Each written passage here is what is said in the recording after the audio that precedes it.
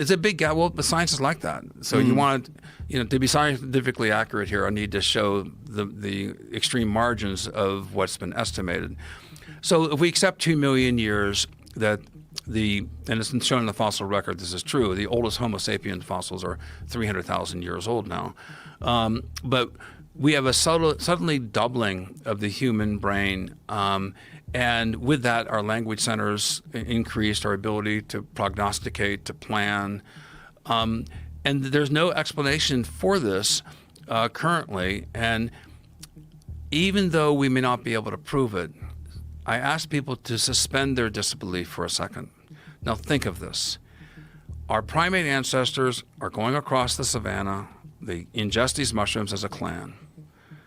Massive input for anyone who's eaten these mushrooms. Huge amounts of data is coming in. Fractal patterns, geometrical, landscapes occur. You have empathy. You have greater courage. You're fighting a saber-toothed tiger. One day you have a fear of it. We know now from neurogenesis and the extinction of the fear response that has been clinically proven, psilocybin allows you to reset and have different neurological pathways to respond to fear, overcoming the fear conditioned response, potentially PTSD, and there's a lot of research on this currently. But this wouldn't happen one time with one hominid group. It wouldn't happen 2 times, 10 times. It happened millions and millions and millions and millions of times over millions and millions of years. This leads to what I think is called, this should be called epigenetic neurogenesis. We know that there's a regeneration of neurons. We know that psilocybin substitutes the serotonin. It opens the floodgates of the senses. You have a lot more data coming in. And we know that you have the extinction of the fear response. So if you're the leader of your clan, you've had this traumatic event, either war or cataclysm from earthquakes, whatever the case may be, or encounter a saber-toothed tiger, whatever.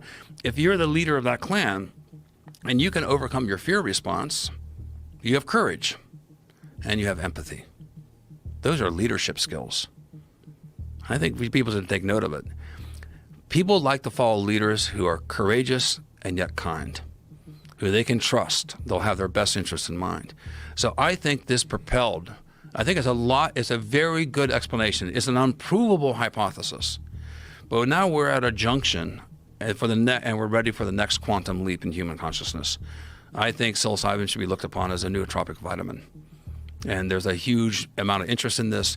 Johns Hopkins University, as you probably well know, New York University, UCLA, elsewhere in Europe, there's major clinical studies that have been conducted in the past 2 years showing exactly what I'm saying about overcoming fear response, neurogenesis, overcoming PTSD. This is now medically quite seriously considered and something that I think that we should explore under controlled settings. I'm not into partying with psilocybin mushrooms. Damn. You're going so good.